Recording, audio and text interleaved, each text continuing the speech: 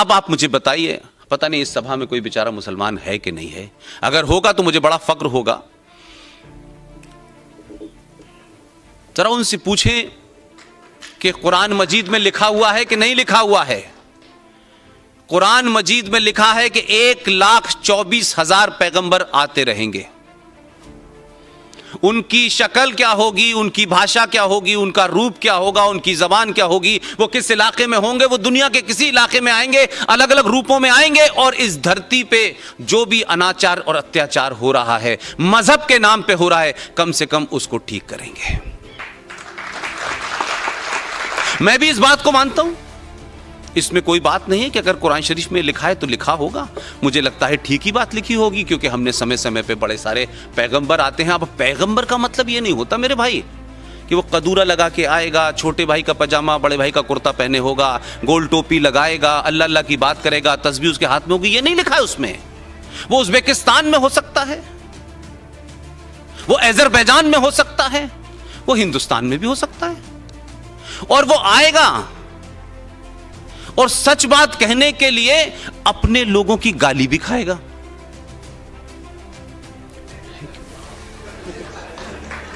तो भाई गलती से अगर वो आ गया है 2014 में,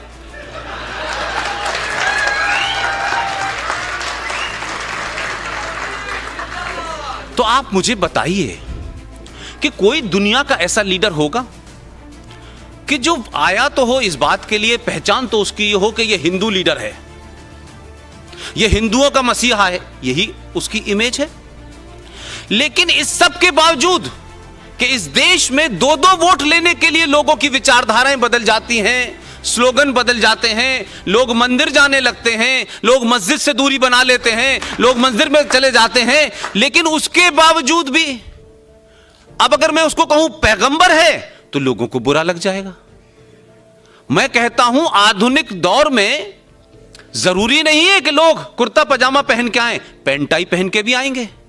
और हो सकता है कि आपने पजामे का साइज ऊपर कर दिया हो, उसने कुर्ते का साइज आधा कर दिया है, पहचान तो उसकी भी है। और सब लोग पहन रहे हैं, अब सब लोगों को पूरी आस्तीन का कुर्ता अच्छा ही लग रहा, अब नीचे आधी आस्तीन का अच्छा लग रहा है।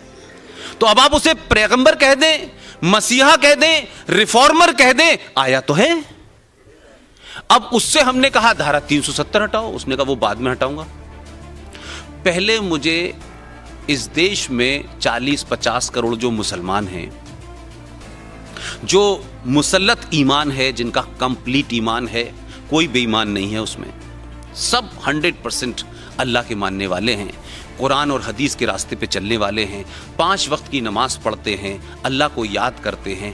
ऐसे बंदे भी लिखी हुई किताब में जो बातें नहीं हैं उसको कर रहे हैं। पहले मैं इनसे कहूंगा ये झूठ फरेब मक्कारी जो तुम कर रहे हो तलाक के नाम पे, कि ये फटाफट तलाक तुमने निकाला है जिसको तलाक बिद्दत कहते हैं, ये गैर इस्लामिक है, इसको बंद करो, ये काम कोई मसीह ही कर सकता है।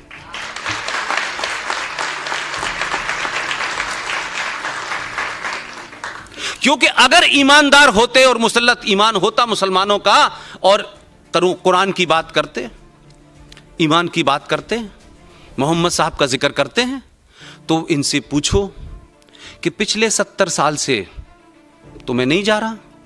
आपको याद होगा 1984 में मोहतरमा भारत की वजीर आजम इंदिरा गांधी का कत्ल हुआ था, और उनकी लाश के बाद 2 महीने में चुनाव हुआ, और उस वक्त उनके साहबजादे जनाब राजीव गांधी जी भारत के वजीर आजम बने। 412 मेंबर ऑफ पार्लियामेंट सीट लेके आए थे, और उस वक्त की विरोधी पार्टी की हालत यह थी कि पार्लियामेंट में वो एक फूल 2 माली थे।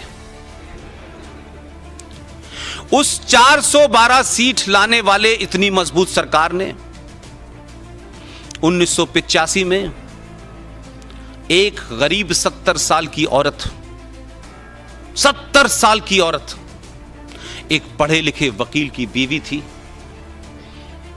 उसको तलाक दे दिया था। 24 साल से वो दीवारों से सर मार रही थी, देवबंद का मदरसा, बरेलवी का मदरसा, अहले हदीस का मदरसा, कुरान शरीफ, यहां वहां मस्जिद मजारों पे सर मारते मारते उस औरत को 24 साल तलाक के बाद 70 साल की उम्र में जब सुप्रीम कोर्ट ने उसने अर्जी दी कि माय लॉर्ड, मैं अल्लाह के बंदों से और इस अल्लाह का नाम लेकर के इस देश में हजारों मुसलमानों की दुकानें बनी हुई हैं, मैंने सबसे कहा कि मुझे इंसाफ दे दो, कुरान की रोशनी में दे दो, जो कुरान में लिखा है वो वाला इंसाफ दे दो, लेकिन मुझे नहीं दिया। तो उसको हिंदुस्तान की हिंदू सरकार और हिंदू कोर्ट के ऊपर यकीन था, वो गई और उसने इंसाफ मांगा, उसको इंसाफ इस देश की सुप्रीम कोर्ट ने दिया। उन्होंने कहा यस, आपके साथ नाइंसाफी हुई है, अगर आप भारत की नागरिक हैं तो भारत का संविधान आपके साथ खड़ा है, और आप हिंदू हो, मुसलमान हो, सिख हो, पारसी हो, इससे हमारे संविधान का कोई मसला नहीं है और आपको जस्टिस मिलेगा। और सुप्रीम कोर्ट की 3 मेंबर जज ने कहा कि आपको तलाक के बाद जो मुआवजा मिलना चाहिए वो सुप्रीम कोर्ट तय करेगी। उस वक्त सुप्रीम कोर्ट ने मुआवजा तय कर दिया और कहा कि आप दीजिए। लेकिन मुसल्लत ईमान, कुरान की रोशनी, हदीस की रोशनी, अल्लाह का नाम, पाकिस्तान का नाम, 57 देश, तमाम बातें करने वाले सुबह से शाम तक एक मुसलमान जो है उस औरत के हक में खड़ा नहीं हुआ। एक आदमी उसके हक में खड़ा नहीं हुआ। एक दानिश्वर नहीं बोला, प्रोफेसर नहीं बोला, आलिम नहीं बोले, जालिम बोलते चले जा रहे थे।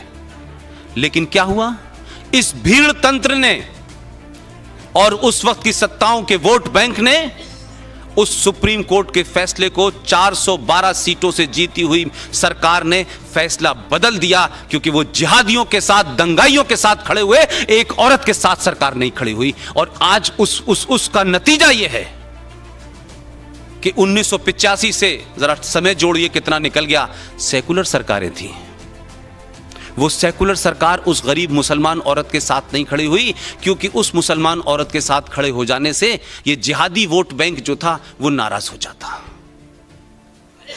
ये गट्स चाहिए आपको कि आप भारत के प्रधानमंत्री हो, शपथ लेके भारत के संविधान में आप अगर वहां गए हैं तो उस शपथ का कुछ भरम रखिए, उस शपथ की कुछ इज्जत रखिए। इसके बावजूद भी इस सरकार के प्रधान सेवक और प्रधानमंत्री के ऊपर आरोप बहुत लगे हुए हैं, लेकिन उसने कोर्ट की चिंता नहीं की, उसने पार्लियामेंट की चिंता नहीं की।